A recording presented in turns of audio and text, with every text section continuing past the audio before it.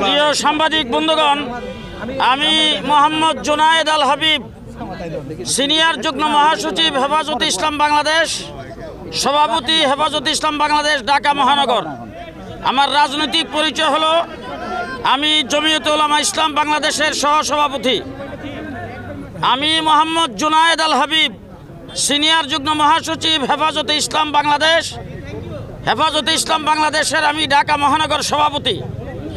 আজকে প্রধান উপদেষ্টা আমাদেরকে আহ্বান করেছিলেন জুলাই আগস্টের অভ্যুত্থানের ব্যাপারে একটি ঘোষণাপত্রের জন্যে। সেই ঘোষণাপত্রের খসড়া আমরা দেখেছি।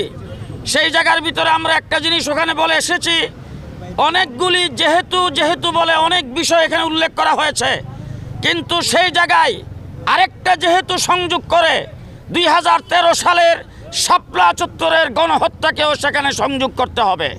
সেই কথা আমরা বলেছি। 2021 সালে পাখির মতো গুলি করে উলামায়ে কেরামকে হত্যা করা হয়েছে। হাজার হাজার উলামায়ে কেরামকে গ্রেফতার করে বৎসরের পর বৎসর জেলখানায় বিনা বিচার আটক রাখা হয়েছে, সেটাকেও এখানে উল্লেখ থাকতে হবে। 3 নম্বর কথা বলেছি, জুলাই বিপ্লবের পরে যে সরকার গঠিত হয়েছে বিপ্লবী সরকার, আমরা এই সরকারের 5 মাসের কার্যক্রমে বিপ্লবের কিছুই দেখি নাই। সুতরাং সরকার বিপ্লবী হবে, পরাজিত শক্তির দূষর এবং তাদের সহযোগী যে যেখানে আছে প্রত্যেককেই ধরে বিচারের কাঠগড়ায় খাড়া করতে হবে।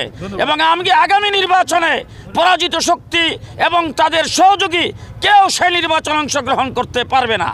দেশ গঠন করার জন্য যেই ঘোষণাপত্র দেওয়া হবে, এই ঘোষণাপত্র যাতে ঐক্যবদ্ধভাবে হয়, ঘোষণাপত্রের দ্বারা যাতে আবার অনৈক্যের সৃষ্টি না হয়, সেই কথাটুকু আমরা বলেছি।